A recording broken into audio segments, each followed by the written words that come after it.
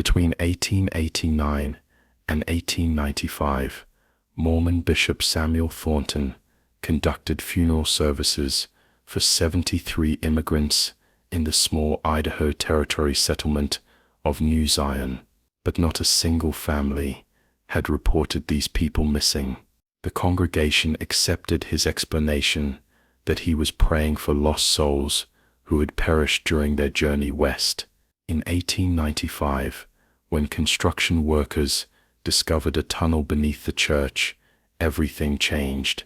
73 skeletons, systematically dismembered.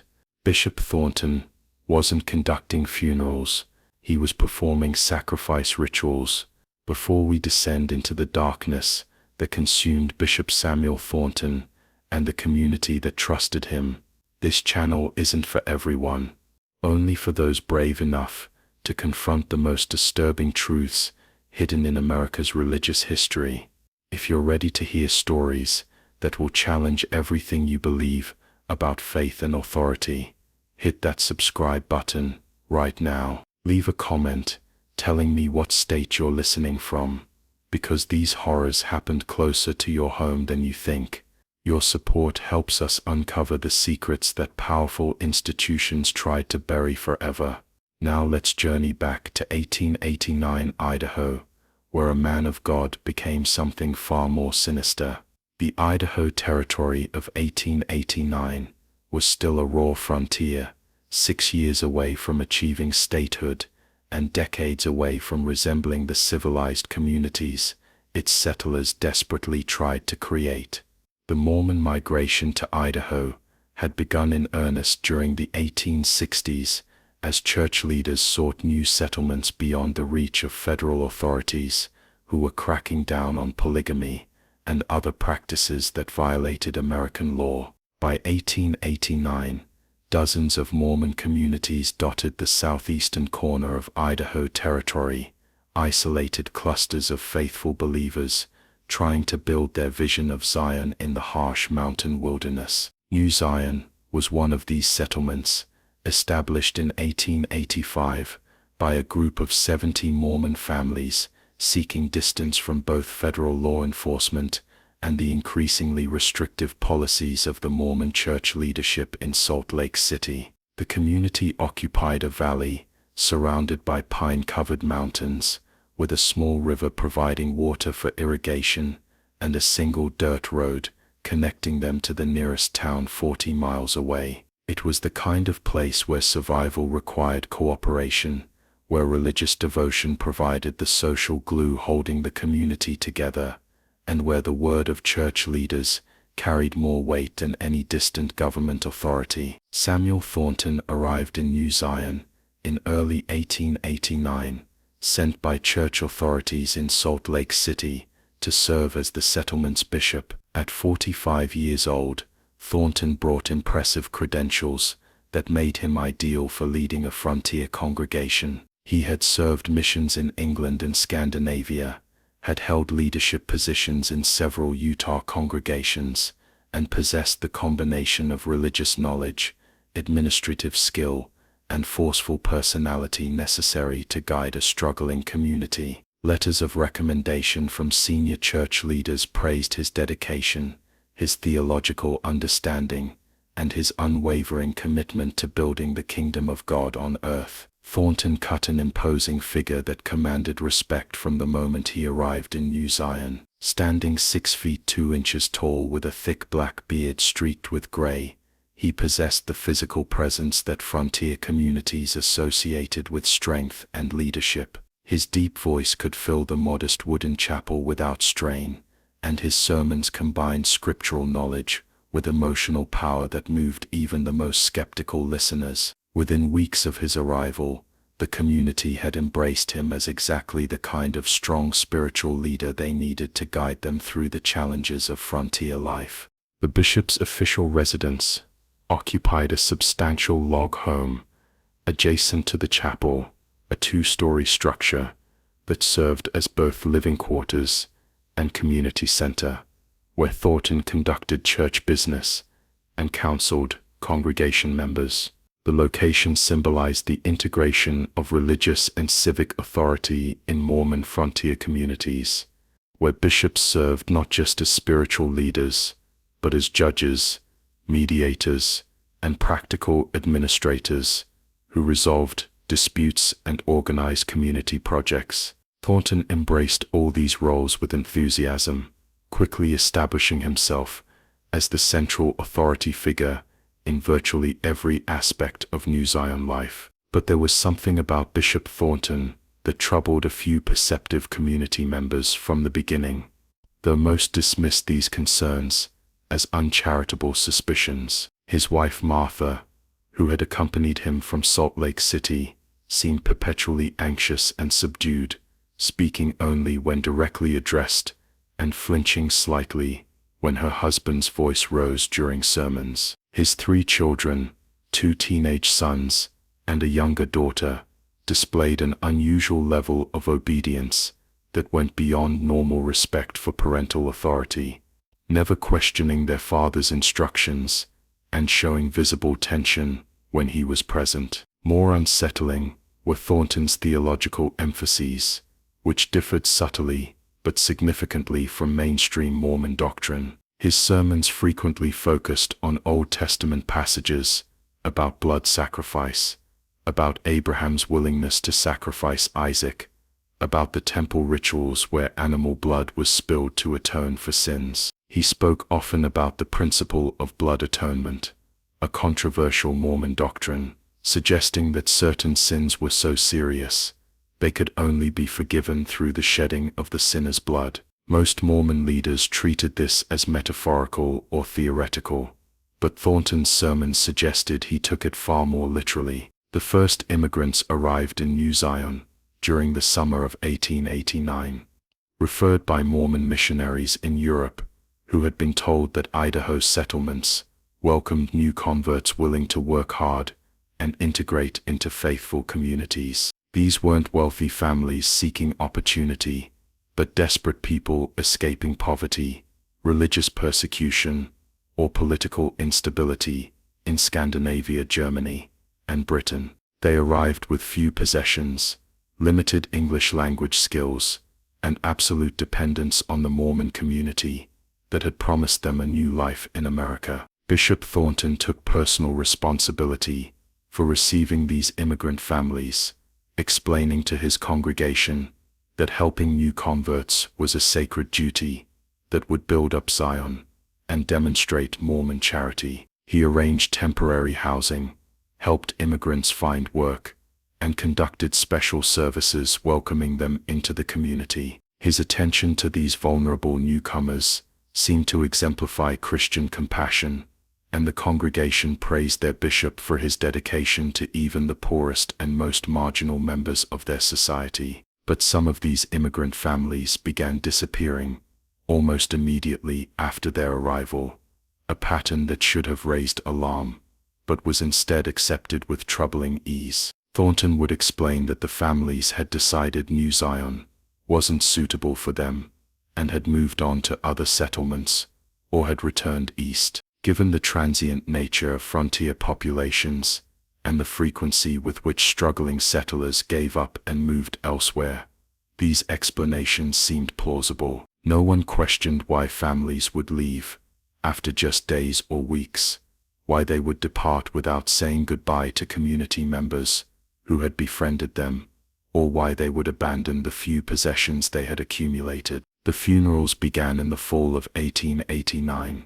Just months after Thornton's arrival in New Zion. The bishop announced that he had learned through his correspondence network that several immigrants who had passed through New Zion had subsequently died during their travels. He felt called by God to conduct proper funeral services for these lost souls, to ensure they received the religious rites necessary for salvation, even though their bodies couldn't be recovered. The congregation found this touching evidence of their bishop's compassionate nature and supported his decision to hold memorial services for people they had barely known.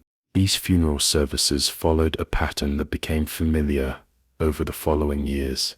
Thornton would announce that another traveler had perished, usually from disease, accident, or exposure during winter travel.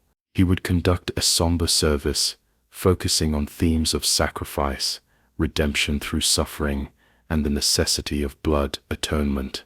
The services were always held on Saturday evenings, rather than Sundays, and Thornton explained this was to avoid disrupting regular worship, while still providing proper religious observance for the deceased. Only the most faithful congregation members attended these special services, those whom Thornton designated as spiritually prepared to participate in such sacred ordinances. What the congregation didn't know was that these Saturday evening services were far different from the reverent memorial services Thornton described. The bishop had created an inner circle of 12 men, whom he called his Council of the Sacrifice, true believers who shared his conviction that blood atonement required literal blood sacrifice. These men, carefully selected for their absolute loyalty and their willingness to accept Thornton's authority without question, participated in rituals that perverted Mormon doctrine into something dark and evil. The selection process for victims followed a calculated methodology that minimized the risk of discovery. Thornton targeted immigrants who had no family connections in America, who spoke little English, who had arrived alone, or in small groups without links to larger communities. He identified people whose absence would create minimal concern because they had always been marginal, temporary presences in New Zion life, and critically he chose people who possessed some material goods or savings that could be confiscated to fund his operations and reward his followers. The actual killings took place in the tunnel system that Thornton had constructed beneath the chapel and his residence. The bishop had begun excavating these chambers within months of his arrival, explaining to anyone who asked that he was creating storage cellars and a private chapel for meditation. The work was done primarily by his inner circle members, sworn to secrecy about what they were building, and convinced that they were creating sacred spaces for holy ordinances that common members weren't spiritually prepared to understand. The tunnel network was extensive and carefully designed, demonstrating that Thornton had planned his operation in detail before even arriving in New Zion. The main chamber beneath the chapel measured roughly 20 feet square with a 10-foot ceiling supported by timber beams. A stone altar occupied the center of this room, its surface stained dark with what any forensic investigator would recognize as old blood. Iron rings were set into the walls and floor, positioned to restrain victims during the rituals Thornton conducted. Religious symbols covered the walls, a disturbing mixture of Mormon iconography, Masonic imagery, and occult symbols that suggested Thornton's theology had drifted far beyond any recognizable Mormon doctrine. Connected to this main ritual chamber was a secondary room that served a more practical purpose. This space contained the tools and equipment necessary for processing human bodies, heavy knives, bone saws, and large clay vessels for collecting blood. Thornton had organized this chamber with the efficiency of a professional butcher, which in essence is what he had become. Bodies were systematically dismembered in this room, with remains separated and prepared for different purposes according to Thornton's twisted theological framework. The blood collected during sacrifices was used in rituals that Thornton conducted with his inner circle, ceremonies that he claimed would bind them together in eternal covenant and grant them special spiritual powers. Members of the Council of the Sacrifice participated in drinking consecrated blood that Thornton blessed according to formulas he claimed had been revealed to him through divine visions. This perverse parody of Christian communion created a shared guilt that bound the participants together and ensured their silence, as each man was now implicated in murders that would result in hanging if exposed. But the most disturbing aspect of Thornton's operation wasn't the religious justification or the systematic murder, horrifying as those were. It was what happened to the flesh of his victims after the ritual bloodletting was complete. Thornton had developed a theology that combined multiple heresies into a framework that justified not just killing, but consumption of human flesh. He taught his inner circle that consuming the flesh of those who had been properly sacrificed according to blood atonement principles would transfer the victim's life force to the righteous, strengthening them spiritually and physically. This theology of consumption was presented to the Council of the Sacrifice gradually, introduced only after Thornton was confident of their absolute loyalty and their willingness to accept his authority without question. He framed it using carefully selected Mormon doctrines about consecration, about giving everything to build the kingdom of God, about the symbolism of Christ's body and blood in the sacrament. Through months of conditioning, he convinced these men that they were participating in sacred ordinances that elevated them above common believers and prepared them for higher spiritual knowledge. The practical implementation of this cannibalistic theology followed systematic procedures that Thornton had clearly planned in advance. Flesh from sacrifice victims was prepared in his private residence kitchen, cooked according to specific recipes that Thornton claimed had been revealed through vision. These meals were served during special gatherings of the Council of the Sacrifice, presented as sacred feasts that fulfilled ancient covenant requirements. The participants were told that partaking of this consecrated flesh created bonds that transcended normal human relationships, making them blood brothers in the most literal sense. The 12 men who comprised Thornton's inner circle came from diverse backgrounds within the New Zion community. Some were among the original settlers who had established the community in 1885. Others were more recent arrivals who had been recruited through careful assessment of their susceptibility to Thornton's manipulation. What they shared was a combination of absolute faith in their bishop's authority. By 1892, Bishop Samuel Thornton's operation had been running smoothly for 3 years. The pattern had become routine, predictable, and horrifyingly efficient. Every few weeks, new immigrants would arrive in New Zion seeking the promised refuge of a Mormon community. Within days or sometimes just hours, Thornton would identify those who met his criteria for sacrifice. The victims were always isolated, always vulnerable, and always people whose disappearance would create minimal disruption to the community's daily life. The selection process revealed Thornton's methodical intelligence and his deep understanding of human psychology. He never targeted families with children, knowing that missing children would create emotional responses too powerful for his explanations to overcome. He avoided immigrants who had already formed friendships within the broader community or who possessed skills that made them valuable to New Zion's survival. Instead, he chose solitary travelers, elderly couples without relatives in America, or small groups of single men who had arrived together but had no deeper connections to anyone in the settlement. Once Thornton identified a victim, the Council of the Sacrifice would be quietly notified through a system of coded messages delivered during regular church services. A specific scripture reading, a particular hymn selection, or certain phrases in Thornton's sermon would alert council members that a ritual had been scheduled for the coming Saturday evening. The chosen victim would be invited to the bishop's residence for a private consultation, told that Thornton wanted to discuss their settlement plans and how the community could best help them establish themselves in Idaho. The victims walked willingly into Thornton's home, seeing only a respected religious leader who had shown them kindness and offered assistance. They had no reason to suspect that the consultation was actually a death sentence, that the tea or coffee offered to them contained powerful sedatives, or that the bishop's residence concealed a tunnel entrance hidden behind a false wall in the cellar. By the time victims realized something was wrong, they were already unconscious or too disoriented to resist as council members carried them down into the ritual chamber.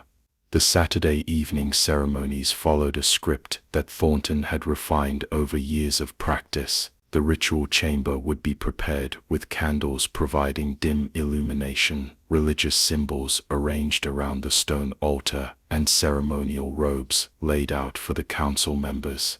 Thornton wore a special vestment he had designed himself, combining elements of Mormon temple clothing with occult symbolism that he claimed represented his authority as a prophet receiving direct revelation from God.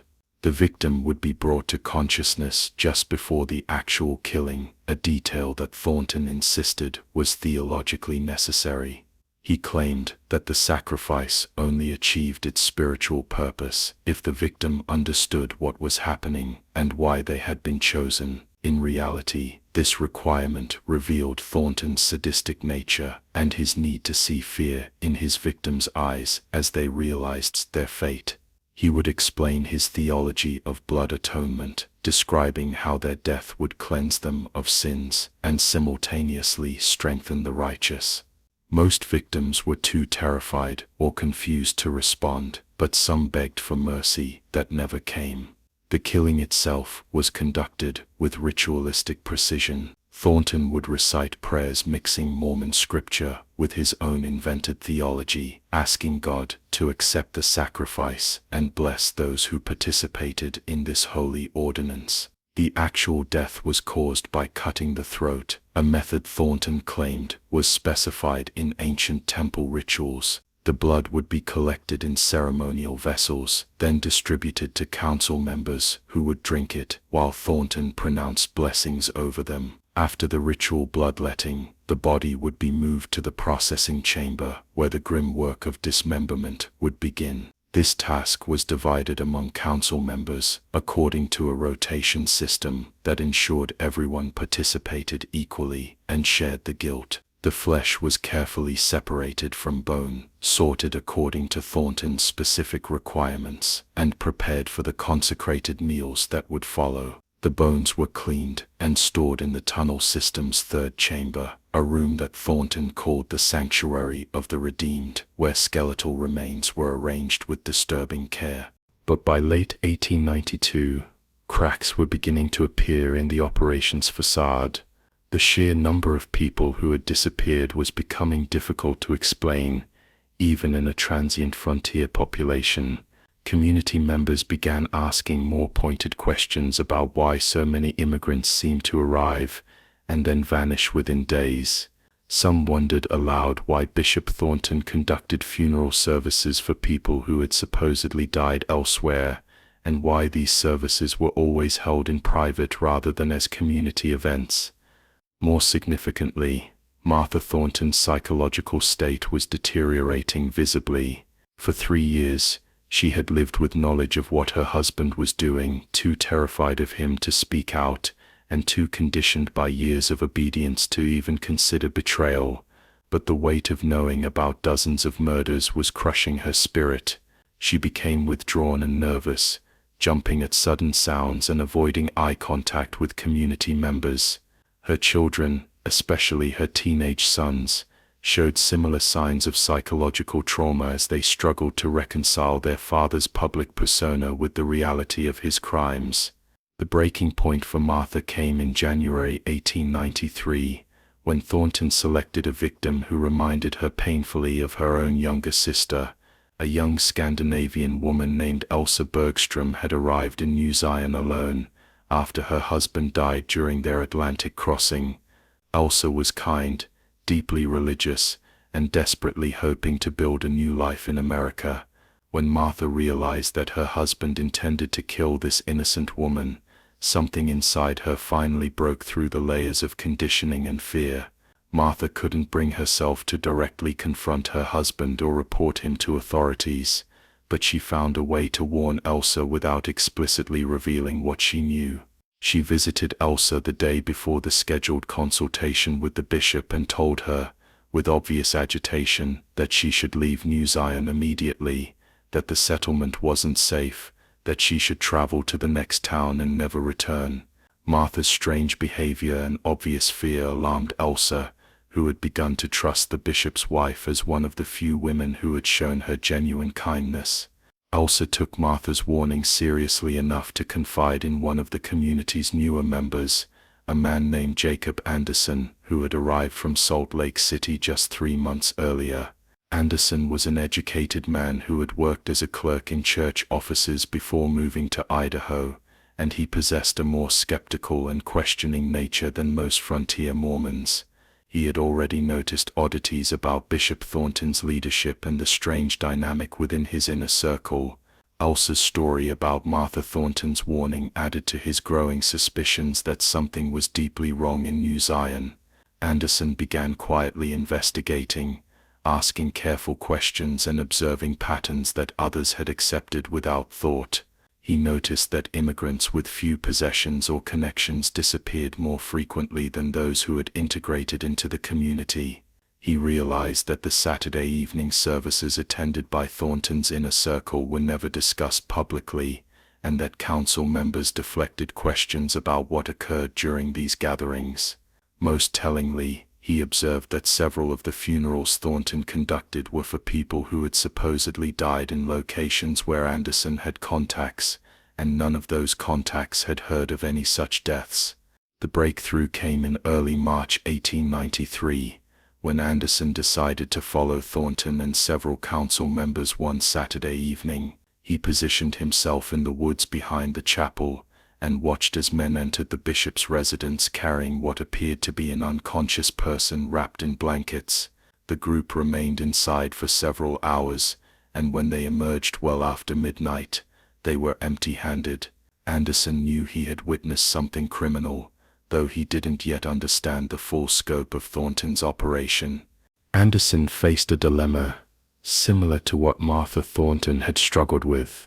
Who could he report this to? Thornton was the highest religious and civil authority in New Zion, and his council members included some of the community's most prominent men.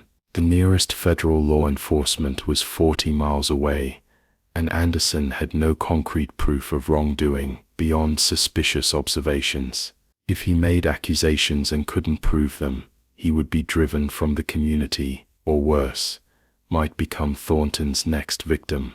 But Anderson was a meticulous man who understood that solid evidence was essential. He began documenting everything he observed, keeping a hidden journal where he recorded dates, names, and suspicious patterns. He carefully cultivated friendships with community members outside Thornton's inner circle, gathering information about the immigrants who had disappeared and the timeline of their vanishing.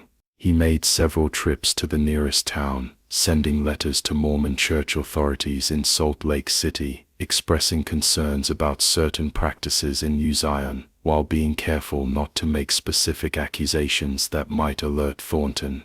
The situation reached a critical point in June 1893, when Martha Thornton finally found the courage to approach Anderson directly. She had observed his questioning nature and his outsider status within the community, and she made the desperate decision to trust him with the truth. In a hurried whispered conversation after church services, Martha told Anderson that her husband was murdering people, that bodies were buried somewhere on the property, and that a group of men were helping him. She couldn't provide more details because she was too terrified of being caught speaking to Anderson, and too traumatized to articulate the full horror of what she knew. Martha's confirmation of his suspicions gave Anderson the motivation he needed to take direct action. He decided that he needed to find physical evidence of Thornton's crimes, evidence so compelling that even the bishop's religious authority couldn't deflect it. He knew that Thornton's residence and the chapel were the center of whatever was happening, and he formed a plan to search both buildings when the bishop and his family were away from the property. His opportunity came in late June, when Thornton announced he would be traveling to a nearby settlement to conduct a wedding, a journey that would keep him away for 2 full days. Anderson watched the bishop depart with 2 of his sons, waited until dark, then carefully approached the residence. He had obtained a key to the building through Martha, who had agreed to leave a cellar window unlocked as well. Anderson's heart pounded as he lit a small lantern and descended into the cellar, not knowing what he might find, but understanding that he was putting his life at risk. The cellar appeared normal at first, containing the expected stores of food and supplies that any frontier household would maintain. But Anderson remembered seeing council members carrying something into the residence, and he knew there had to be a space where that object had been taken. He began systematically examining the walls, looking for anything unusual. After nearly 30 minutes of searching, he found it, a section of the wall that was actually a concealed door, constructed so skillfully that it was nearly invisible unless you knew exactly where to look. Behind that door lay the tunnel entrance, rough-hewn steps descending into darkness that smelled of earth, smoke, and something else Anderson couldn't identify, but that made his stomach turn. He descended slowly, the lamplight revealing the tunnel walls and the opening to the ritual chamber ahead. What Anderson saw when he entered that chamber would haunt him for the rest of his life, and would finally bring Bishop Samuel Thornton's reign of horror to an end.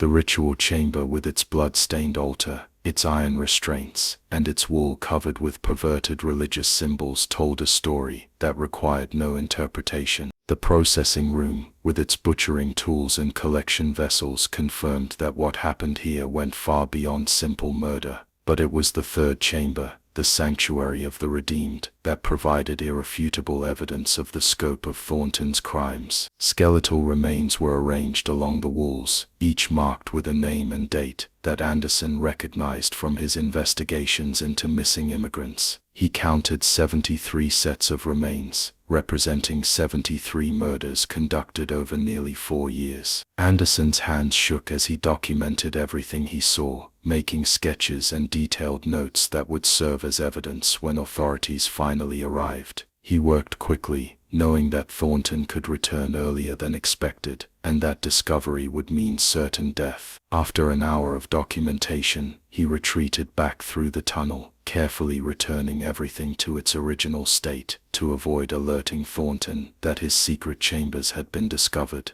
The next morning, Anderson rode the 40 miles to the nearest town with federal law enforcement, carrying his journal and his testimony. The U.S. Marshal he spoke to was initially skeptical, as Anderson had feared, but the detailed evidence and Anderson's obvious sincerity convinced him that the allegations required investigation. The Marshal assembled a team of deputies and agreed to travel to New Zion for a surprise inspection that would either validate Anderson's claims or reveal him as a delusional troublemaker. The confrontation was scheduled for July 15, 1893, giving Anderson just enough time to return to New Zion without raising Thornton's suspicions about his absence. But the bishop's psychological radar had detected that something was wrong. Anderson's questions, Martha's increasingly erratic behavior, and perhaps simply the natural paranoia of a criminal who had operated successfully for years, all contributed to Thornton's sense that his operation was in danger.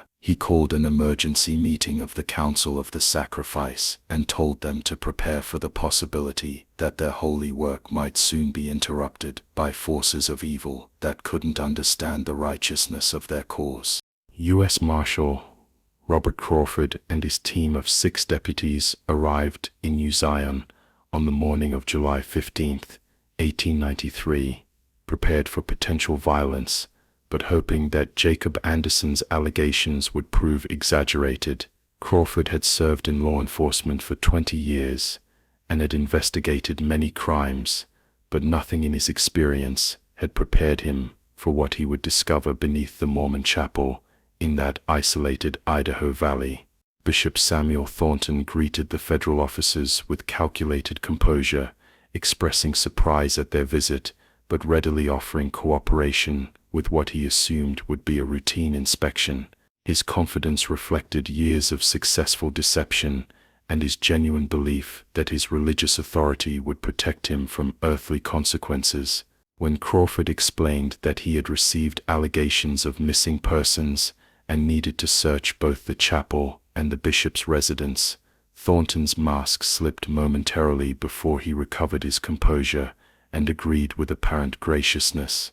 The search began in the chapel itself, where deputies found nothing unusual beyond the expected religious furnishings and supplies. But Crawford noticed the same detail that had caught Jacob Anderson's attention: the nervous glances that passed between Thornton and the men Anderson had identified as council members, the slight tension in the bishop's voice when asked about the cellar access, and the way several prominent community members positioned themselves as if preparing to intervene physically if necessary. When Crawford insisted on examining the residence cellar, Thornton's resistance became more obvious.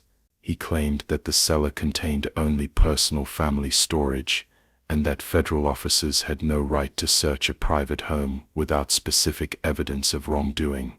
Crawford calmly explained that Anderson's testimony and the pattern of disappearances constituted sufficient cause for a thorough investigation, and that Thornton could either cooperate voluntarily or be placed under arrest while a warrant was obtained. Faced with this choice, Thornton reluctantly led the officers to his residence. Jacob Anderson accompanied the law enforcement team, and his presence provided the crucial detail that allowed them to find what Thornton hoped to keep hidden. While the other deputies searched the visible areas of the cellar, Anderson directed Crawford to the concealed door behind the false wall. When confronted about this hidden entrance, Thornton claimed it led only to old storage chambers that hadn't been used in years. But the fresh lamp oil and the recently disturbed dust told a different story. Crawford ordered the hidden door opened, and what lay beyond transformed the investigation from routine inquiry into one of the most shocking criminal cases in Idaho Territory history. The tunnel, the ritual chamber with its blood-stained altar and restraints, the processing room with its butchering equipment, and finally the sanctuary of the redeemed, with its 73 sets of skeletal remains arranged along the walls. Each deputy who descended into those chambers emerged shaken and pale, struggling to reconcile the horror below ground with the respectable Mormon community that existed above. Bishop Thornton's composure finally shattered completely when he realized that his secret chambers had been discovered. He attempted to flee, running toward the woods behind his residence in a desperate escape attempt, but the deputies were prepared for this possibility, and Thornton was tackled and restrained within 100 yards. As they dragged him back toward the chapel, he began shouting about divine revelation and blood atonement, claiming that the officers were interfering with God's work and would be judged for opposing a true prophet. The arrest of the Council of the Sacrifice members followed quickly. Crawford had obtained their names from Anderson, and deputies moved through New Zion, apprehending the 12 men before they could coordinate any resistance or destroy evidence. Some surrendered quietly, perhaps relieved that their participation in horror had finally ended. Others attempted to escape or fight, requiring physical force to subdue. By nightfall, all 13 men were in custody, held under heavy guard, while Crawford sent urgent messages requesting additional law enforcement support and territorial prosecutors. The community's reaction to the arrests was complex and revealed the psychological dynamics that had allowed Thornton's operation to continue for so long. Some residents refused to believe the allegations, insisting that their bishop was being persecuted by federal authorities who opposed Mormon religious practices. They pointed to Thornton's years of dedicated service, his powerful sermons, and his apparent devotion to God as evidence that the charges must be false.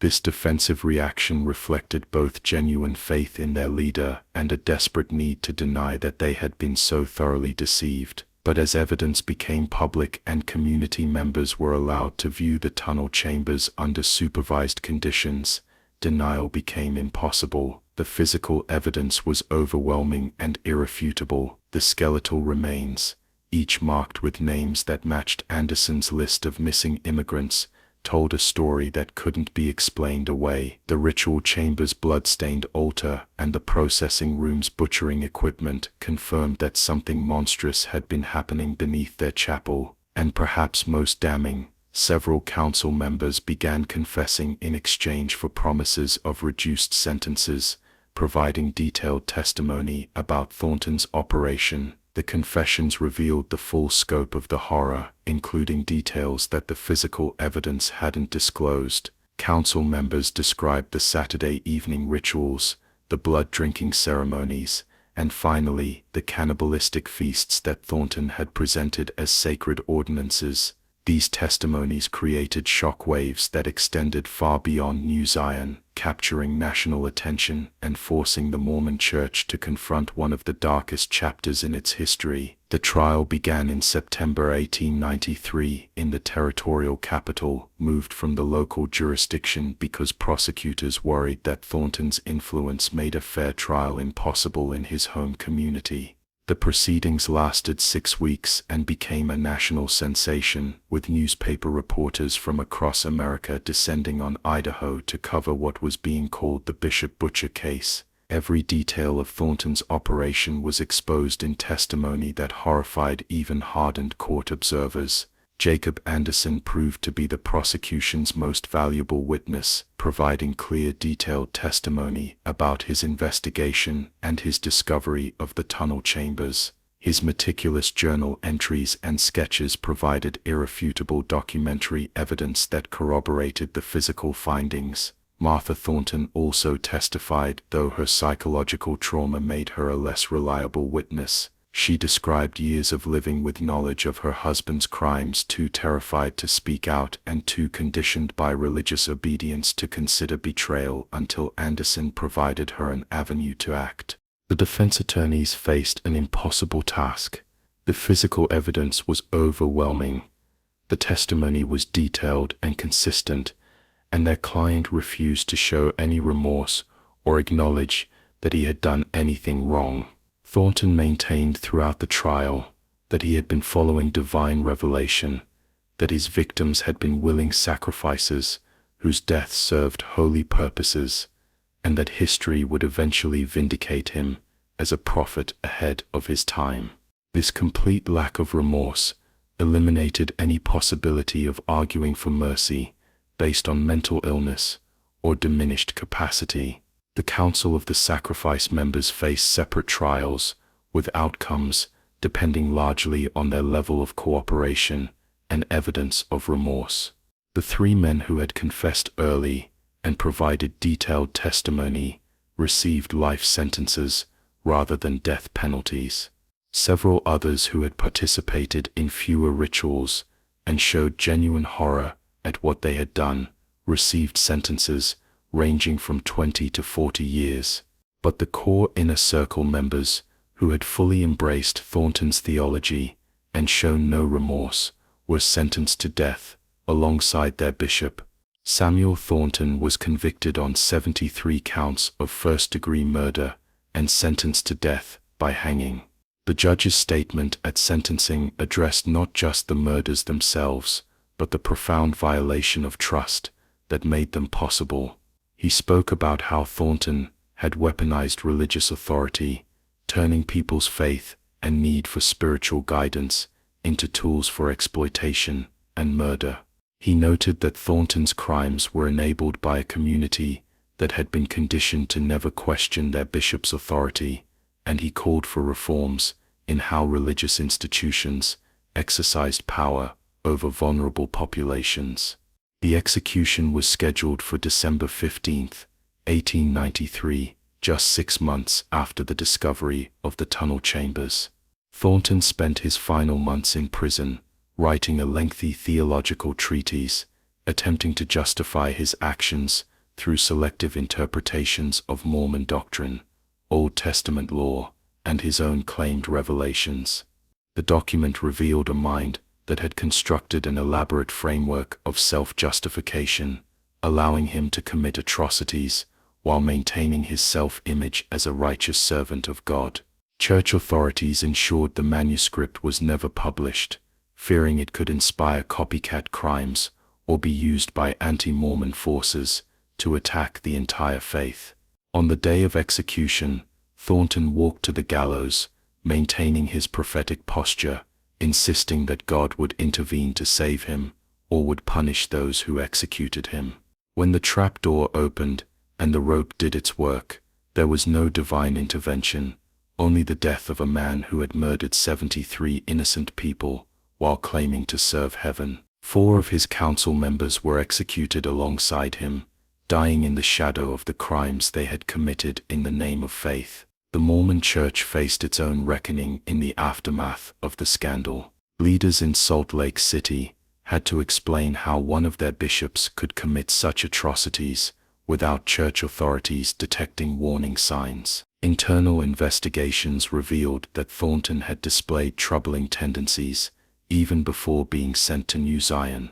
But these concerns had been dismissed or overlooked by leaders who valued his administrative skills and forceful personality. The scandal contributed to growing pressure on the Mormon Church to abandon some of its more controversial practices and integrate more fully into mainstream American society. New Zion itself never recovered from the revelation of what had happened beneath its chapel. Many families left the settlement within months, unable to continue living in a place where such horror had unfolded.